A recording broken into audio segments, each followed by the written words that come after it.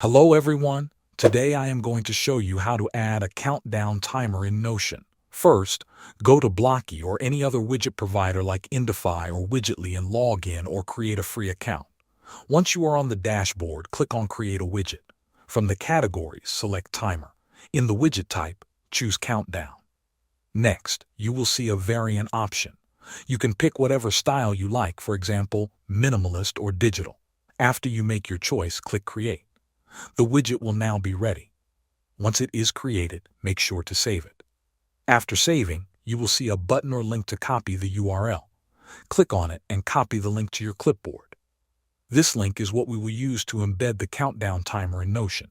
Now open Notion and go to the page where you want the countdown timer to appear.